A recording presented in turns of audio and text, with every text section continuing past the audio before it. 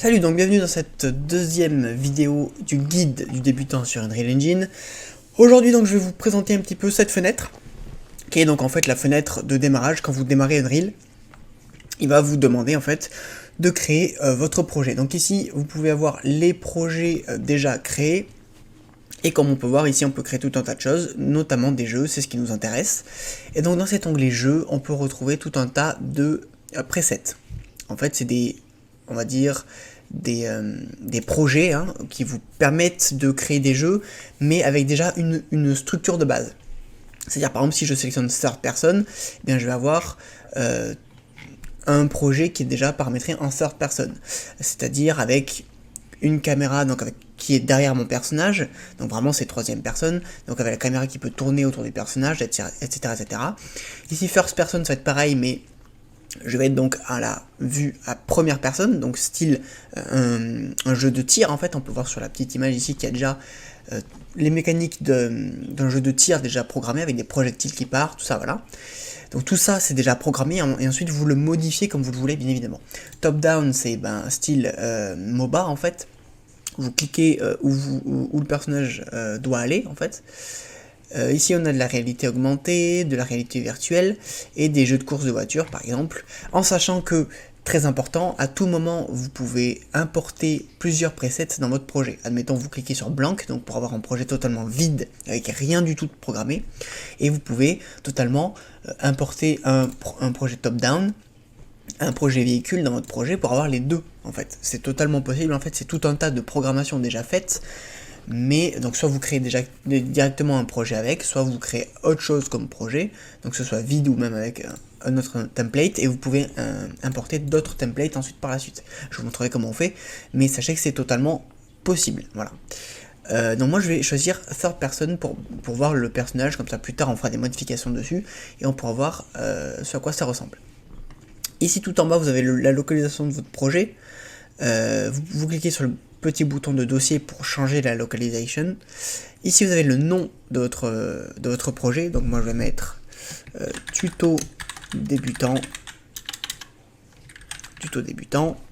hop, et ici vous allez sélectionner le langage de programmation. Alors c'est pas vraiment un langage parce que ce soit le Blueprint ou le C++, c'est le même fonctionnement. Le Blueprint, je vous en ai déjà parlé sur la chaîne, c'est même une chaîne qui est dédiée à ça. Mais pour ceux qui ne connaissent pas, voilà, le Blueprint c'est du visual scripting, c'est-à-dire que ça va vous permettre de programmer, ça reste de la programmation, hein.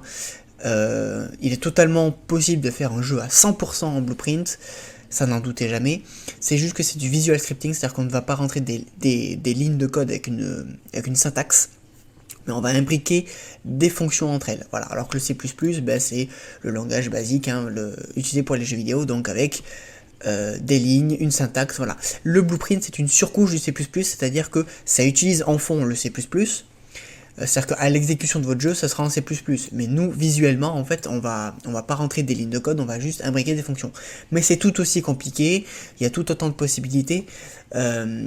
Les gros studios qui utilisent du Blueprint font un petit peu des deux, utilisent également du C++ pour certaines tâches un petit peu plus complexes, mais c'est totalement possible de faire un jeu totalement en Blueprint. Et donc nous, pour l'objet du tuto, et vu que la chaîne y est dédiée, on va faire tout en Blueprint. Target Platform, c'est sur quelle plateforme est dédié votre jeu, donc soit desktop, donc PC, console, soit mobile, donc appareil mobile, donc téléphone, voilà, donc on va prendre desktop. Quality Preset, c'est maximum, c'est-à-dire que c'est vraiment booster les performances au maximum, ou Scalable, je vous conseille de mettre Scalable, comme ça vous pourrez vraiment gérer la qualité de votre projet en fonction de votre machine, mais également en fonction des machines que peuvent avoir les joueurs, hein. Si vous créez un jeu qui est optimisé pour les RTX, avec du ray tracing et tout, les gens qui n'en ont pas ne pourront pas jouer à votre jeu. Alors c'est bien de pouvoir modifier un petit peu les presets pour les gens qui ont des machines un petit peu moins performantes que la vôtre. Starter Content, je vous conseille de vous le cocher également. Ça va être tout un contenu de départ en fait. Donc des objets de base, des cubes, des triangles, des portes, des choses comme ça, pour en fait faire ce qu'on appelle du level prototyping, c'est-à-dire prototyper des niveaux avec des gros carrés, des trucs comme ça. En fait, on se concentre pas sur l'esthétique, mais on se concentre sur le gameplay. Ça va vous permettre de mettre en place du gameplay, comme on peut le voir en haut, hein, avec des gros carrés, ce genre de choses. Et une fois que le gameplay fonctionne correctement, après on va se concentrer sur tout ce qui est visuel. Mais voilà, tous ces gros carrés passent par le Start on Content, donc je vous conseille de le cocher. Et ensuite, on a le RTX, si vous voulez activer les options de RTX, donc de Ray Tracing. Voilà, bon, moi je l'ai pas, hein, parce que sur ce PC là actuellement j'ai une GTX, donc je ne fais pas le RTX. Donc, mais vous pouvez le cocher si vous le voulez. Voilà, une fois que tout cela est fait, vous cliquez sur Create et ça va vous créer votre projet. Donc ça peut prendre un petit peu de temps en fonction des choses qu'il y a activées. Hop, ici on peut voir la barre de chargement. Comme je l'ai dit sur la vidéo précédente, si ça vous fait un pop-up comme quoi vous avez presque plus de place, avec un OK, j'ai cru que c'est oui, non, en fait c'est avec un bouton OK, ben, ça veut dire que vous avez quasiment plus de place sur votre machine, donc pensez quand même à faire pas mal de place, parce que si vous avez quelques gigas restants, ça va fonctionner, hein, mais quand votre projet va prendre de la place, vous allez avoir quelques crashs, quelques problèmes de lag, donc n'hésitez pas à faire de la place sur votre ordinateur pour gérer Unreal plus facilement. Donc là on se retrouve sur l'interface de base d'Unreal Engine. Donc si tout n'est pas exactement pareil, je vais vous montrer hein, comment tout paramétrer. Par exemple ça, l'onglet level, je pense que vous n'aurez pas de base. Vous aurez normalement ça ici, mais vous en faites pas, je vais tout vous présenter l'interface. Donc là on est en Third Person Template, ce qui veut dire que quand je clique ici sur le petit bouton jouer, hop, j'ai accès directement au jeu. Et vous voyez qu'on est en troisième personne.